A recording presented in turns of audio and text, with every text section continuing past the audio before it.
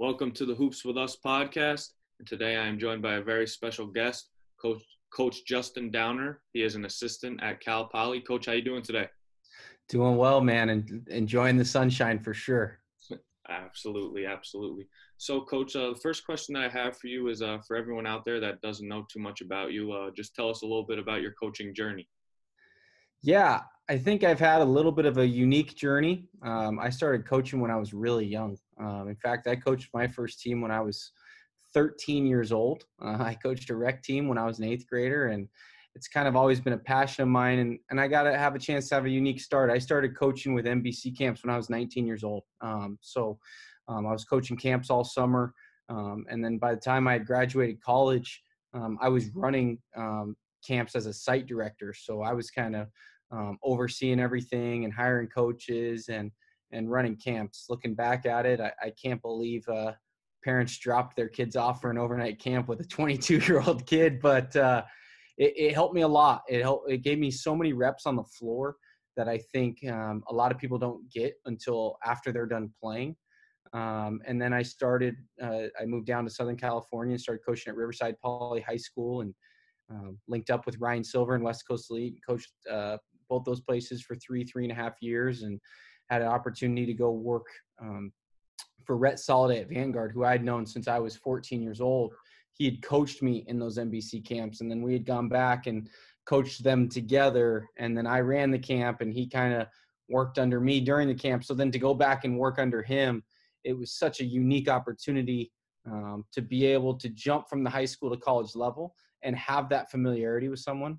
And then I had known Coach Smith for a long time on the recruiting trail. He grew up with my head coach at Riverside Poly, and so we got we developed a great relationship just in Riverside, but also through the West Coast Elite. He recruited a lot of our guys at both Riverside Poly and West Coast Elite, and just got done with year one. Awesome, man. That is awesome. So, like you just said before, you were hired at Cal Poly. You had an assistant job at Vanguard University. Tell us about your time there and the experiences you had there. The NAI level is such a unique level, right?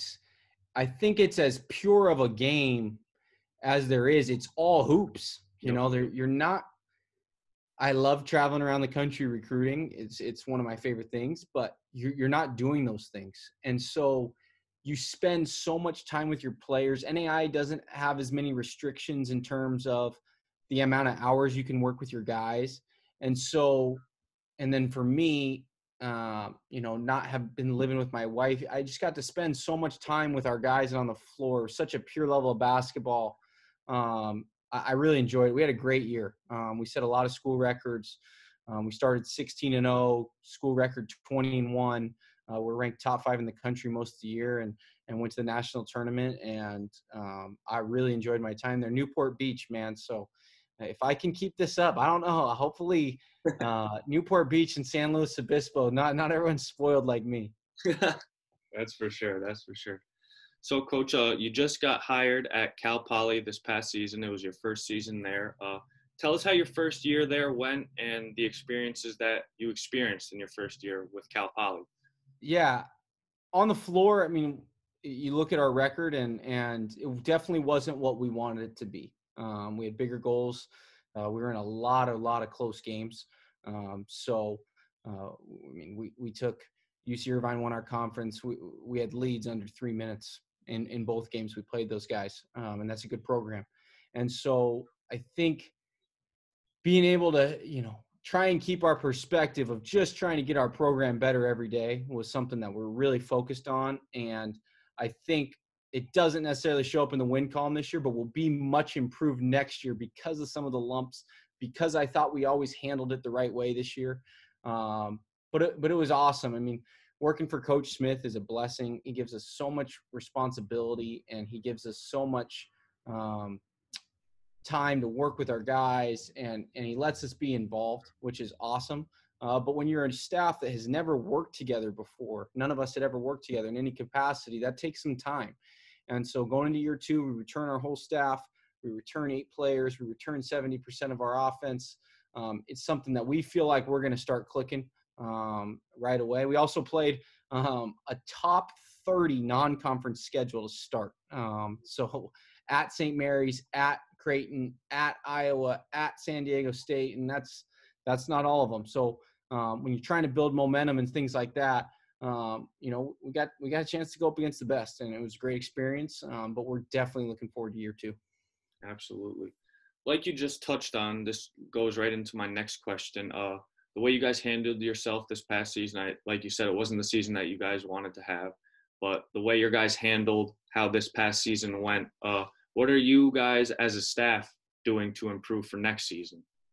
Yeah, absolutely. Unique times, right? So Absolutely. we were really excited for this off season, especially we're in a quarter system, right? So we were getting ready to have 8 weeks with our guys. Most people that are on semesters, they finish the season, Final Four happens. Maybe you get 3 weeks to work with your guys, but not us. We get 8 before they go home for the summer. And to lose that is tough. And then, the NCAA, has rules around monitoring your guys' workouts. So I'm just we're really encouraging as a staff guys to be creative. We're trying to give them as many resources as we can possibly give them. But it's a great time for your pro. I think we've built habits as a program on what it takes to be a good player that has nothing to do with basketball. And Coach Smith's been really big on that. We talk about it all the time. You're either a pro or a professional. And either way, when you're done, basketball is going to allow you to be one or the other. And so being a professional and owning your development, right? We're really excited. We're really excited to play faster. We're really focused on that. Year 1, we didn't always have, the personnel that we wanted for Coach Smith's system. We had a lot of good players, but with a new recruiting class coming in, we want to play faster. We want to pressure the ball a little more, and those are some things we're focused on. For sure, Coach, for sure. So you said you got 70% of your offense coming back for next season. Just give us a rundown on the guys that are coming back and some of the new guys that are coming in as freshmen next year. Yeah, really excited about what we return. We returned 5 guys that started more than 15 games. So 4 out of 5 starters for the most part. Junior Ballard's a guy that averaged 13 a game, 15 a game in conference. He's a really dynamic scorer. He's about 6'3", really strong. He's a guy he's one of those guys that's really hard it's really hard to not let him get his shot, right? Sometimes it's going to come down to is he going to make or miss it. And early sophomore year, right, he didn't have some of those reps in that role. And so he was up and down a little bit. But as we hit the back half of conference play, he was really good. He had 32 points at home against Cal State Fullerton, 27 on the road in an overtime loss at Long Beach State. I think he's going to be a guy who emerges as an all-conference guy this year. We have 2 freshmen coming back that were really good for us. One, Colby Rogers, who's as steady as you can be as a freshman, had his ups and downs, but he's 6'5", shoots he's never sped up. And Ollie Karoma coming back from Prolific Prep, who being a young big man, had his moments. He had 11 rebounds in the first half at San Diego State this year. Wow. It's hard to do. And that doesn't include guys like Keith Smith and Tuki Ukola, Mark Crow, Kyle Colvin that are coming back. And then coming in, we're really excited about our class. We got 6 freshmen coming in. And so sometimes there's going to be, a lot of highs and lows with that. And then adding Riley Till from Iowa.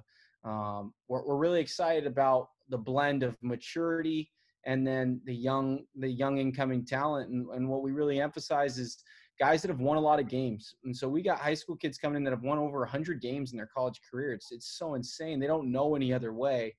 And so we're really excited to mesh those two groups together. For sure. Like you said about your guys coming back and these new guys coming in, they're so used to winning. But these guys that have been in your program, it might be a different road that these freshmen coming in are going to have to take. And I think the role that the returners can take on your team will definitely be teachable to the new guys coming in, because it's going to be different.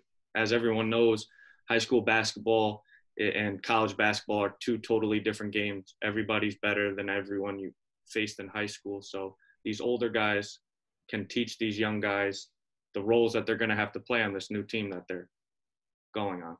Absolutely. For sure. All right, Coach. So the next question that I have for you is during this time of pandemic, the basketball world is basically shut down. besides the Zoom calls. That's how most coaches that I've been talking to have been recruited. Zoom. And what are we on right now as in Zoom? Exactly.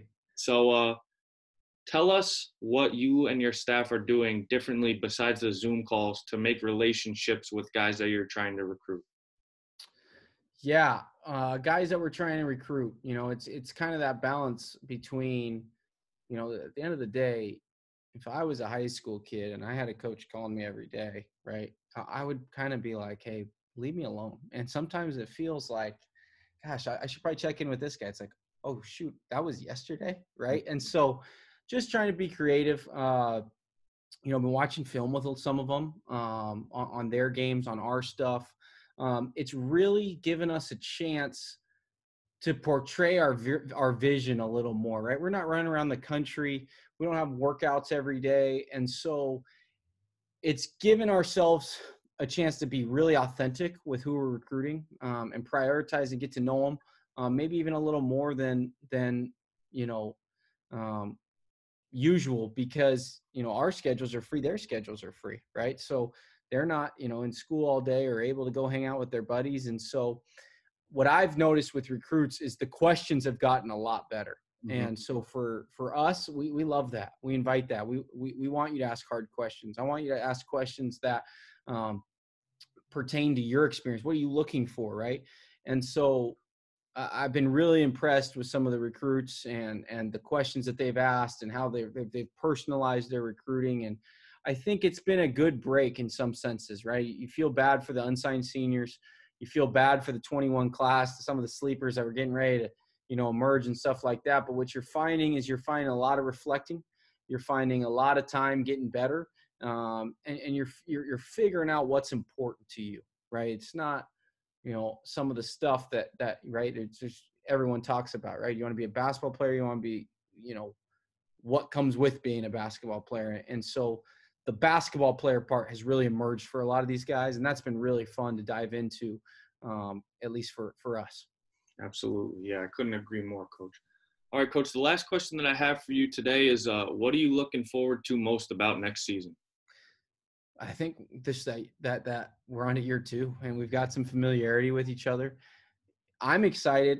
I haven't been, like, I was at Riverside Poly. I went into Vanguard as a new coach, and then I went into Cal Poly as a new coach. It's like I haven't had like an off season in continuity in 3 years. So I'm really excited about that.